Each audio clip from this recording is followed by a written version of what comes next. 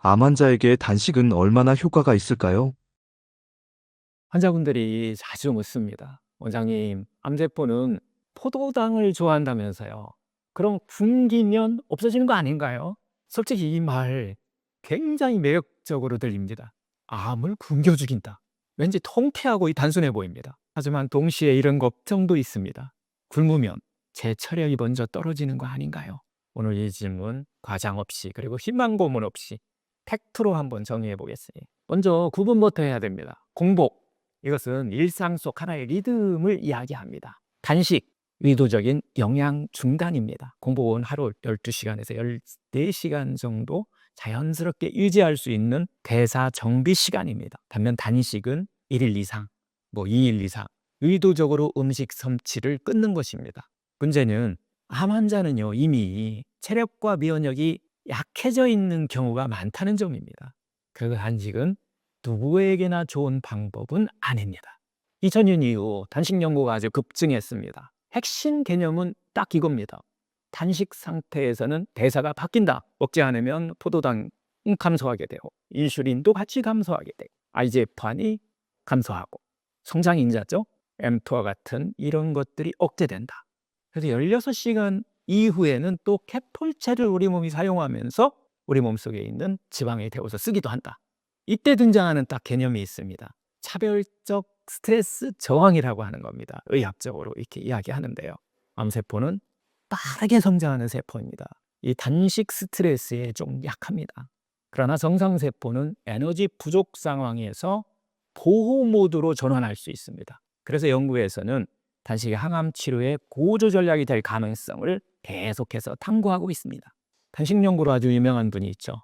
USC, 서던 캘리포니아 대학이죠. 이 장수연구소의 말터롱고 박사입니다. 이 동물 연구에서 48시간 단식 후에 항암 치료를 했을 때 정상세포의 손상이 감소하고 암세포의 사멸이 증가한다라고 하는 이런 결과가 발견해냈습니다. 또한 일부 임상 연구에서는 단기 단식이 항암 부작용을 줄일 가능성이 있다고 이렇게 제시되기도 했는데요. 하지만 여기에서 중요한 조건이 있습니다. 이건요, 통제한 조건이에요. 그리고 또 의료진의 어떤 관리하의 조건입니다. 그리고 또 하나 중요한 것이 영양 상태 안전이 전제돼 있다는 겁니다. 만약에 여러분들이 유튜브를 보고 혼자 막 3에서 5일 막 물단식을 그럴 하는 것과는 완전히 다른 이야기라는 겁니다. 실제 사례입니다. 60대 환자분이 인터넷 정보를 보고서 3일 불단식을 시도했습니다. 결과는 체중은 막 급격히 감소하고 근육까지 같이 감소하고 항암 후 회복은 지연됐습니다.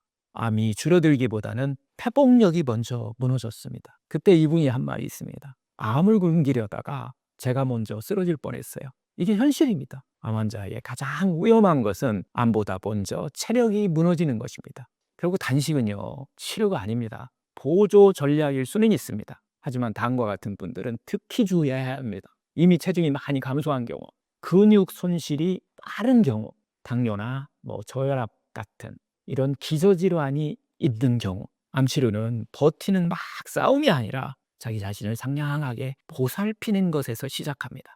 자연주의에서 더 강조하는 것은 그래서 단기 단식은 아닙니다.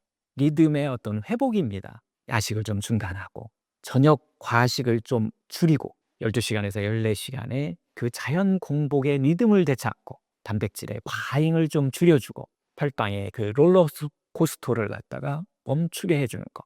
이것만으로도 대사 환경은 크게 달라집니다. 극단적인 어떤 단식은 몸을 위기 모드로 몰아넣을 수 있습니다. 암 환자의 몸은 이미 전쟁 중입니다.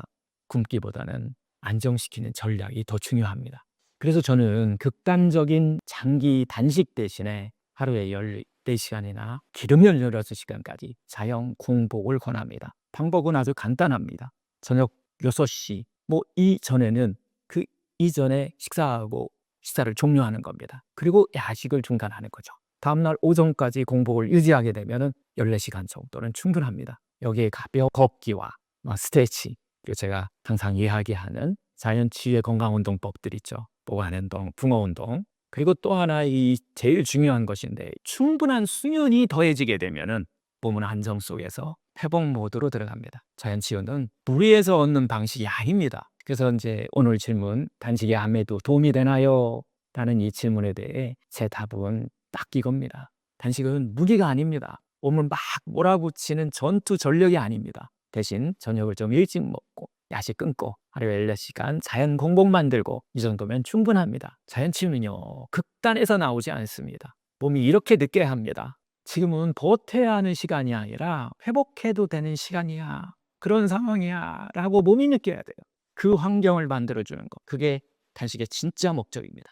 공복 시간과 해독은 어떤 관련성이 있나요? 우리는 이렇게 배웠습니다. 배고프면 건강에 안 좋다. 꼬박꼬박 세 끼 먹어야 힘이 난다. 그래서 암을 진단받고 나면 더 자주, 더 많이 먹어야 할 것 같은 그런 불안이 생깁니다. 그런데 자연의학은 이렇게 말합니다. 공복은 결핍의 시간이 아니라 회복 스위치를 켜는 시간이다. 공복은 굶는 시간이 아닙니다. 몸이 스스로 정리할 수 있도록 잠시 길을 비켜주는 그런 시간입니다. 의학적으로 보면 식사 후에 약 한 10시간에서 12시간 정도가 지나면 몸은 모드를 바꾸기 시작합니다. 소화 모드에서 회복 모드로 바꾼다는 거예요. 이때 서서히 활성화되는 것이 바로 자가포식, 즉 오토파지입니다. 이 자가포식은 말 그대로 스스로 먹는다는 뜻이에요. 우리 몸속에 있는 이 손상된 단백질, 노화된 그 세포들, 쓸모없는 그 지방들, 뭐 이런 또 기능이 떨어진 미토콘드리아, 이것을 세포가 분해하고 재활용하는 하나의 과정입니다. 이 원리를 규명한 일본의 오스미 요시노리 이 박사는 2016년 노벨 생리학상을 받게 되죠. 하지만 여기서 중요한 점은 이겁니다. 자가포식은 스위치처럼 갑자기 켜지지 않는다는 거예요. 공복이 길어질수록 점진적으로 활성화된다는 겁니다. 즉 공복은 세포의 청소 환경을 조성하는 시간입니다. 예를 들어서 간은 하루 24시간 일어나는 장기잖아요. 해독하고 호르몬 대사하고 혈당을 조절하고 면역 감시를 동시에 수행하는 이런 바쁜 장기입니다. 그런데 우리가 먹고 또 먹으면 간은 해독보다는 소화 처리에 더 많은 에너지를 쓰게 됩니다. 그래서 식사가 반복되게 되면 결국 우리 몸의 인슐린 자극도 반복되게 되고 IGF-1이나 mTOR 같은 이 성장 신호도 계속 켜진 상태에서 우리 몸이 유지되게 됩니다. 그러면 정리 모드는 뒤로 미루게 되는 거예요. 그래서 공복은 간이 소화가 아니라 정리에 집중할 수 있는 바로 골든 타임이 되는 겁니다. 최근 여러 리뷰 논문들에서는 이 간헐적 단식이 인슐린 감수성을 개선하고 IGF-1의 지표를 감소시키고 또 염증 지표도 감소시키고 자가포식 관련해서 신호, 그 자가포식을 활성화시키는 신호와 연관될 가능성을 계속 제시하고 있습니다. 또한 종교적인 이 라마단 단식을 관찰한 연구에서도 간 기능 지표 개선과 자가포식 관련 신호의 변화가 보고된 바가 있습니다. 하지만 다시 또 한번 강조합니다. 단식이 암을 직접 치료하는 것은 아닙니다. 단식은 회복 환경을 만드는 하나의 전략입니다. 자연치유건강법에서는 공복을 이렇게 표현합니다. 내 안에 100명의 의사를 깨우는 시간. 우리가 음식을 먹는 동안 몸은 받아들이고 처리하는 모드입니다. 100년 전에 니시오법에서요. 16시간 공복 구조를 기본으로 둔 이 치유한, 이걸 기본으로 치유를 삼은 이 이유도 결국 소화기를 쉬게 하고 피를 맑게 하고 해독 시간을 확보하기 위함입니다. 결국 공복은 굶기가 아니라 소화기를 쉬게 하는 기술입니다. 여기서 조심해야 할 게 하나 있습니다. 과도한 이 장기 단식은, 장기적으로 하는 이런 단식들은 체력이 떨어진 분들에게는 정말 위험할 수 있습니다. 그래서 저는 이렇게 권합니다. 첫째, 저녁 6시 정도에 식사 딱 끝내고 그 다음에는 야식 쪽 금지하는 거죠. 둘째, 아침은 가볍게 공복을 좀 유지하고, 셋째, 하루에 2끼 먹는 구조죠. 그렇게 되면. 그리고 넷째, 공복 중에는 수분을 충분히 마시는 거. 우리가 처음부터 막 24시간 단식 이렇게 할 필요는 없다는 이야기입니다. 12시간 공복에서 14시간 공복으로, 16시간 공복으로 차츰차츰 자신의 리듬을 바꿔가는 것이 중요합니다. 점진적으로. 지속 가능하게 하는 게 제일 중요하다는 거죠. 지속되지 않는 이런 공복은요, 바로 이게 스트레스가 됩니다. 이렇게 해서 공복이 안정적으로 유지되면 인슐린 감수성은 분명히 회복됩니다. 혈당 변동, 폭이 감소됩니다. 그리고 염증은 완화되게 돼 있어요. 지방 대사는 활성화되게 돼 있습니다. 자가포식 활성, 오토파지가 당연히 활성화되게 그런 구조를 갖고 있다는 거죠. 이 구조를 만들어야 된다는 거. 하지만 다시 한번 분명히 말씀드리는데요. 공복만으로는 정말 암이 사라지지 않습니다. 공복은 치유 환경을 만드는 도구라는 이야기를 반복해서 제가 말씀드립니다. 현대인들은 배고픔을 막 적으로 여깁니다. 하지만 가벼운 공복은 몸의 적이 아닙니다. 오히려 몸이 회복하는 시간이라는 거죠. 비움이 있을 때 세포는 결국 정리되고 간은 숨을 좀 돌리게 되고 몸은 다시 균형을 다 찾아갑니다. 오늘 야식 한번 멈추는 것부터 한번 시작해 보세요. 이 작은 공백이 몸 안의 회복 그 회로를 다시 연결하기 시작합니다. 공복은 굶음이 아니라 마야카의 이듬입니다. 치유는 먹는 시간과 쉬는 시간이 균형을 묵은 독소 쫙 빠져나가는 공복 핵심 원칙은 무엇인가요? 많은 분들이 이렇게 묻습니다. 원장님, 공복이 해독에 좋다고 하셨죠? 그럼 공복에 뭘 먹으면 해독에 더 좋을까요? 많은 분들이 병 진단을 받은 뒤에 해독이 중요하다는 말을 들으면 이 질문이 더 커집니다. 언제 먹어야 하지? 뭘 더 먹어야 하지? 안 먹으면 이거 안 되는 건가? 오늘은 이 질문에 속 시원하게 한번 정리해 보겠습니다. 해독의 핵심은 무엇을 먹느냐보다 얼마나 비우느냐입니다. 먼저 해독부터 정확히 봐야 합니다. 해독은 특별한 프로그램이 아니라 우리 몸이 매일 하고 있는 기본 기능입니다. 간, 뭐 또 장, 신장, 또 폐, 이 기관들이 끊임없이 독소를 분해하고 배출합니다. 그런데 문제가 하나 있습니다. 우리가 계속해서 간식을 먹고 야식을 먹고 또 먹으면은 몸이 계속 소화 모드에 묶여 있다는 것인데요.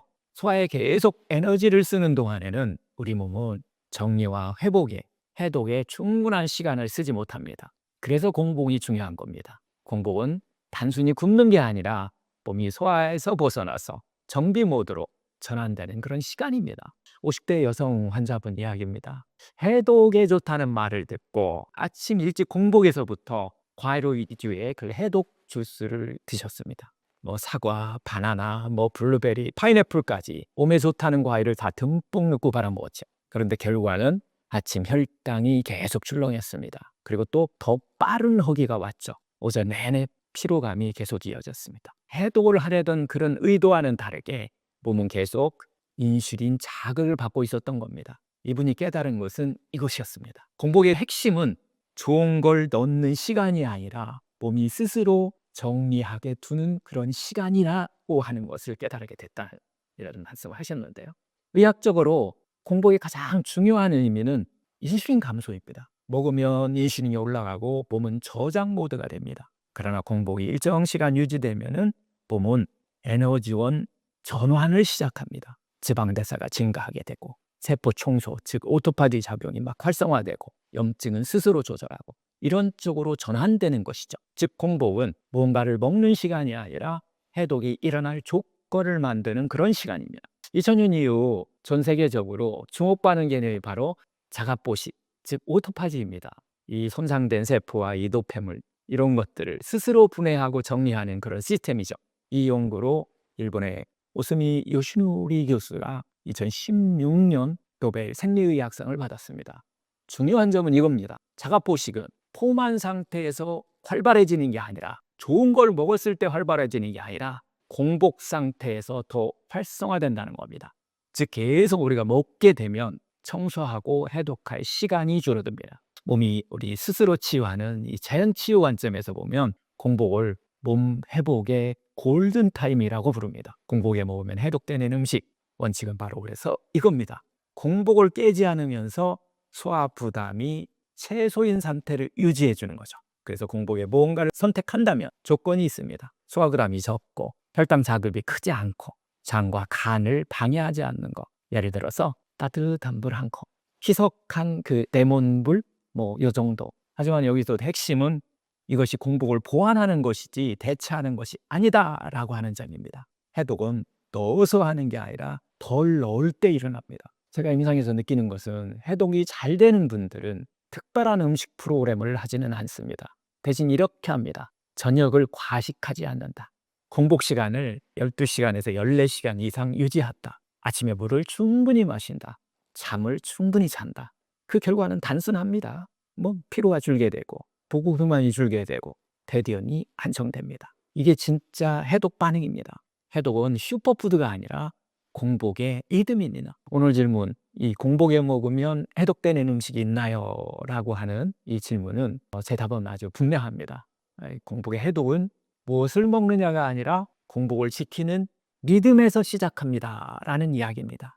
물 한 잔은 도움이 될 수도 있고 가벼운 자연식도 괜찮습니다. 하지만 진짜 해독은 뭔가를 더 넣는 행위가 아니라 몸에게 비울 시간을 주는 것입니다.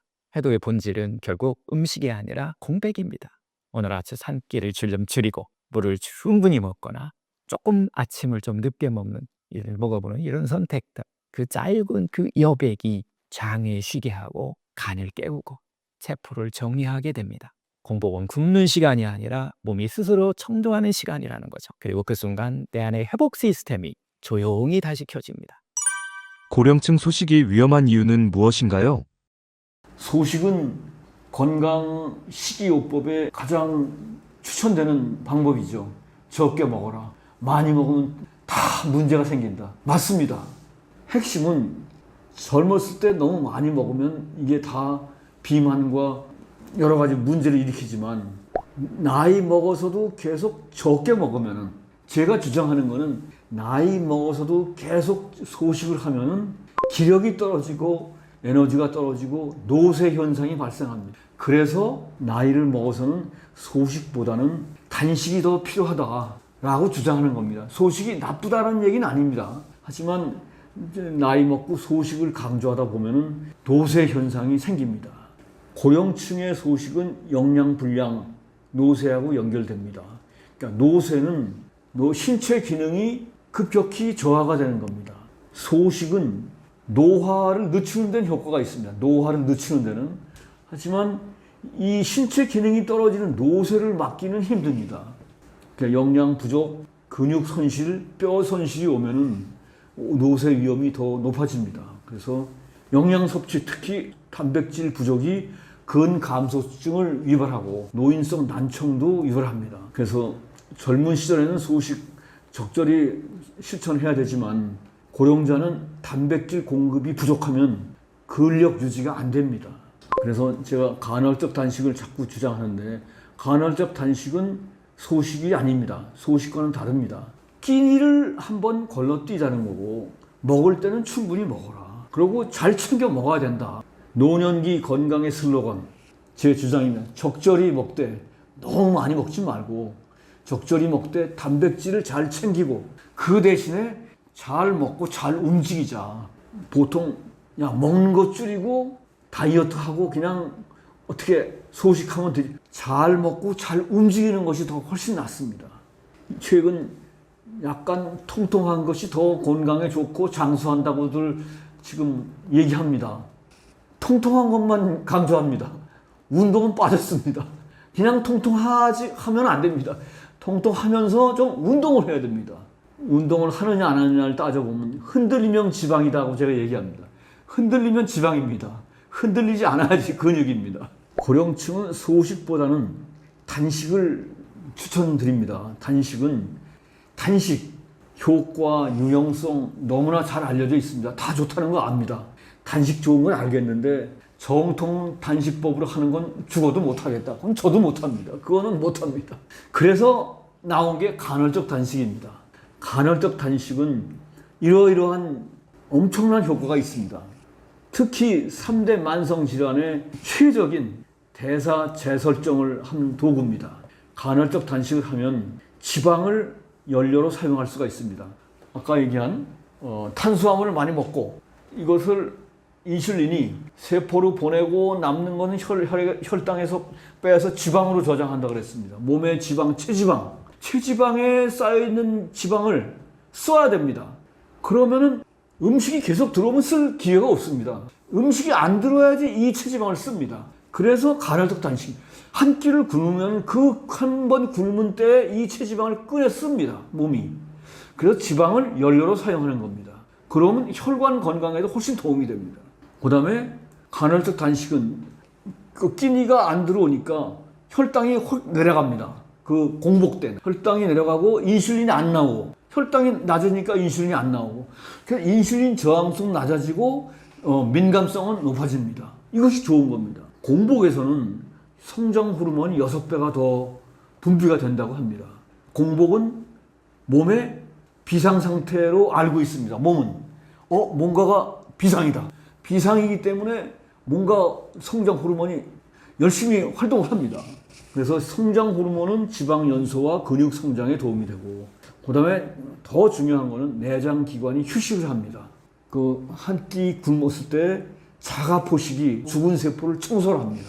그래서 염증이 내려가고, 염증이 내려가니까 콜레스테롤도 적게 필요하고, 염증이 내려가서 혈관도 딱딱해지지 않고 혈관 건강이 좋아지고, 이게 다 연결되는 거예요. 3대 만성질환에. 이렇게 좋은 간헐적 단식인데, 간헐적 단식은 좋은데 가장 실천하기에 실용적이고 간편한 게 제가 말씀드린 아침 건너뛰기입니다.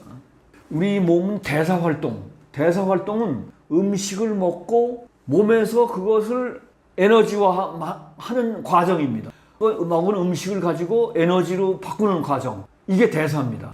대사활동에는 3대 주기가 있습니다. 섭취하고 소화하는 거, 그 다음에 몸이 흡수하고 동화하는 거, 배출하고 정화하는 거. 이 3대 주기가 낮 12시에서 저녁 8시, 이게 섭취하고 소화의 최적 주기입니다. 저녁 8시에서 새벽 4시는 몸이 흡수하고 동화하는 최적 주기, 새벽 4시에서 낮 12시까지가 배출 정화의 최적 주기입니다. 이것이 꼭 정확하게 된 건 아니지만 주로 그 시간대에 그 기능이 활동한다는 겁니다. 이거는 과학적으로 증명이 되어 있습니다. 그런데 지금 배출과 배설이 한참 진행되는 아침에 식사를 한 것과 건너뛰는 것은 하루 이틀 한두 달은 별거 아니지만 평생으로 하면 큰 차이가 납니다. 가장 뚜렷한 것은 장의 흡수 효율이 높아지는 겁니다. 이 먹은 음식은 위에서 넘어서 장에 가는데, 장에서 한 끼를 굶으면은 장이 상당히 건강해집니다. 쉬고 흡수 활동을 안 했기 때문에. 같은 영양소가 들어오더라도 훨씬 체내 흡수가 높아집니다. 저는 한 10년 정도 지금 아침 건너뛰기를 하고 있는데, 아침에 일어나서 생수를 먹으면 장 반사가 빨리 나타납니다. 보통 아침을 드시는 분들이 하는 얘기가, 아침을 먹어야지 장에서 반사가 일어나서 내가 배변 활동을 쉽게 할 수 있다. 근데 장 반사는 음식만 하는 게 아니고 물이 더 빠릅니다. 물은 먹어서 5분이면 바로 나옵니다. 그래서 아침에 쾌변이 이겁니다. 물을 저는 생수 한 500ml 꽤 많이 먹습니다. 그러니까 운동하면서 먹기 때문에. 그럼 장 반사가 일어나서 거의 매일 아침 정확히 쾌변입니다. 아침 공복에 물 마시고 아침 운동하는 거. 근데 이제 쾌변을 지금 말씀드리는 거는 젊어서는 아무 문제가 없습니다. 노인이 되면은 변비가 생각보다 심해집니다. 노인성 변비가 많은데 이 방법이 저는 가장 좋다고 봅니다. 뱃살 부자들이 많이 계시는데 체지방을 빼는 지름길이 아침 건너뛰어서 물 먹으면서 공복에 근력 운동하는 거. 이거를 한 2달만 하면 뱃살은 확 빠집니다.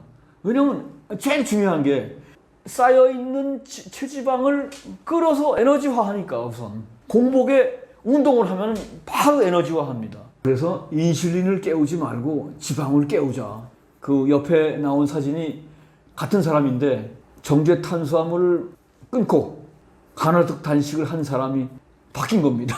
뱃살 부자, 복부 지방 빼는 방법은 가장 좋은 방법입니다. 아침 공복에 운동하는 거. 2달 정말 해서 안 빠지면 제가 책임지겠습니다. 단식은 어떻게 우리의 몸을 살리나요? 네, 먼저 1단계로는 저장된 당을 먼저 사용합니다. 일단 식사를 딱 멈추게 되면 몸은 혈액과 간에 저장된 글리코겐을 먼저 사용하게 되는 거죠. 그래서 혈당이 안정이 되고 인슐린이 이제 분비되지 않는 몸 상태로 바뀝니다. 그래서 몸이 지방을 저장하는 모드가 이제 꺼지니까 몸이 계속 이제 에너지를 사용하는 몸으로 바뀌게 돼요. 2단계는 이제 지방을 에너지로 사용하기 시작합니다. 글리코겐이 이제 점점 줄어들면 몸은 그때부터 지방을 에너지원으로 사용하죠. 지방이 타고 또 이 과정에서 케톤이 만들어집니다. 그래서 케톤을 에너지원으로 사용하게 되니까 지방을 태우는 몸으로 바뀌게 됩니다. 3단계는 이제 오토파지, 청소, 자가포식 작용, 몸이 청소하는 작용과 세포 재생이 일어나게 됩니다. 단식이 조금 더 진행이 되면 이제 자가포식 작용 활성화되죠. 자, 이것은 우리 몸에 에너지가 음식물이 들어오지 않는 동안에 손상된 세포들을 막 제거하는 청소 작용이에요. 그래서 염증도 줄어들고 뭐 노화세포, 좀비세포 이런 것들이 줄어들게 되고요. 미토콘드리아가 건강하게 재생이 됩니다. 기계로 친다라면 낡은 부품들을 정리하고 새로운 부품으로 싹 교체하는 그런 시간이다라고 이해할 수 있습니다. 단식을 한 상태 이후에 우리 몸은 매우 민감하고 깨끗한 상태예요. 그래서 깨끗하고 소화가 잘 되는 음식이 좋습니다. 사과 같은 과일 식사를 하는 것을 추천을 드립니다. 사과 하나를 드시거나 사과에 혹시 속쓰림이 있어서 불편했던 분들은 토마토나 바나나 같은 신맛이 없는 음식을 드시면 됩니다. 단식 후에는 내 몸의 소화 장기들이 다 쉬었기 때문에 부담이 없는 식사, 또 소화 효소를 자극하지 않는 식사가 좋아요. 그러면서도 신진대사를 서서히 도와주는 식사를 하시는 게 좋습니다. 사과 같은 과일 식사가 이 조건을 모두 채워줄 수 있다고 보고 있습니다.